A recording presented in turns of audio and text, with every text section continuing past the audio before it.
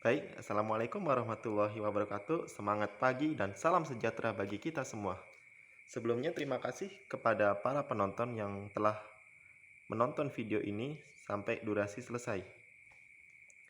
Sebelumnya, perkenalkan nama saya M. Lutfi Abdurrahman. Di sini saya akan berbagi tips dan trik mengenai resiliensi usaha di masa pandemi.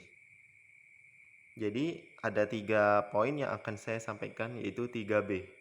Berencana, beraksi, dan berdoa.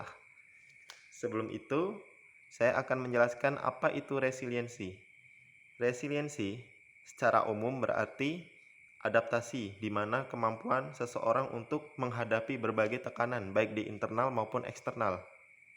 Jadi, resiliensi digunakan agar mereka bisa memulihkan setiap keadaan di mana mereka mengalami suatu permasalahan, terutama di dunia usaha, karena dunia usaha itu pasti akan ada permasalahan.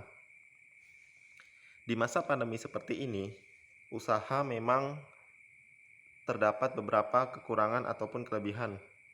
Ya, walaupun secara statistik, pendapatan dari setiap masing-masing usaha cenderung mengalami penurunan, walaupun ada beberapa yang mengalami peningkatan. Nah, di sini saya akan menjelaskan terkait bagaimana sih cara agar usaha yang dijalankan itu bisa berkembang walaupun di masa pandemi, dengan menggunakan taktik resiliensi yang saya sebutkan tadi, yaitu 3B. Yang pertama, berencana. Kita tahu bahwa rencana itu merupakan titik awal bagi setiap insan untuk memulai sesuatu, termasuk dalam bidang usaha.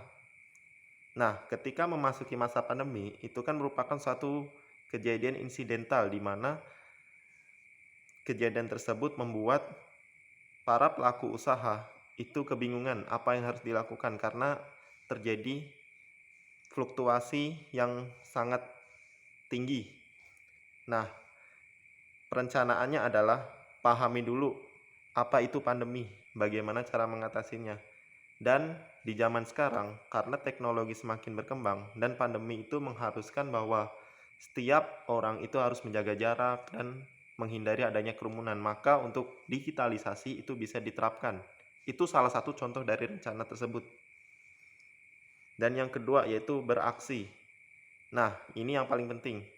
Untuk beraksi sendiri, sebelum pandemi kan tentu lebih banyak aksi-aksi ataupun kegiatan yang dilakukan. Semisalnya berjualan bagi pelaku usaha di bidang perdagangan ataupun menawarkan jasa-jasa di bidang pelayanan jasa dan sebagainya. Nah, untuk pelayanan tersebut haruslah dikembangkan baik dari versi sebelum pandemi maupun ketika terjadi pandemi. Nah, ketika terjadi pandemi, tentu kita akan berpikir bagaimana sih agar apa yang kita hasilkan dari usaha itu bisa mendapatkan respon dan pelanggan yang cukup banyak sehingga bisa meningkatkan profit dari usaha tersebut.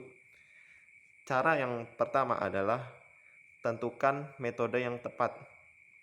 Sekarang banyak orang-orang ataupun ahli-ahli yang memberikan solusi bagaimana agar usaha yang dijalankan itu bisa berjalan walaupun di saat pandemi. Bahkan juga bisa meningkat. Nah, cara yang terbaik adalah menempatkan atau menyesuaikan usaha tersebut ke situasi pandemi. Contohnya misalkan usaha penjahitan. Nah, untuk usaha penjahitan sendiri kan itu merupakan usaha di bidang jasa untuk pelayanan dalam hal menjahit. Nah, ketika pandemi kan memang agak sulit untuk menentukan apakah usaha tersebut bisa berjalan dengan baik ataupun tidak. Karena tentunya pasti ada akan penurunan pendapatan. Nah, di situ bisa menggunakan metode ataupun inovasi, semisalnya menyampaikan secara digital atau mempromosikan pelayanan jasa dalam bentuk digital. Itu pun harus didukung juga dengan berbagai faktor, misalnya sumber daya manusia, kecakapan dalam menggunakan teknologi, dan sebagainya. Itulah tadi mengapa resiliensi sangat dibutuhkan. Jadi untuk pelaku pandemi ya tetap bersabar, walaupun memang terkendala masalah, tetapi sedikit demi sedikit lama-lama menjadi bukit. Seperti itu. Lanjut yang ketiga yaitu berdoa.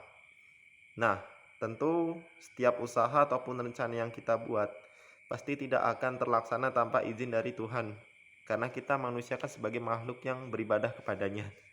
Nah, aspek spiritual seperti ini sangat dibutuhkan, terutama pada saat pandemi, di mana itu akan meningkatkan motivasi ketika kita berusaha melaksanakan resiliensi tersebut. Nah, ketika kita melaksanakan aspek spiritual, melakukan tindakan-tindakan yang memang sesuai dengan metode-metode yang dibutuhkan dan juga perencanaan yang baik, itu akan membuat tingkat resiliensi menjadi meningkat, sehingga kemampuan dalam usaha akan semakin memberikan dampak yang baik bagi setiap pelaku usaha ataupun bagi masyarakat, karena mereka juga akan terbantu dengan hal tersebut. Nah, mungkin itu yang bisa saya sampaikan ya. Semoga bisa bermanfaat bagi kita semua. Tidak ada gading yang tak retak dan tidak ada pisang yang tak bengkok. Sekian dari saya, kurang lebihnya saya memohon maaf.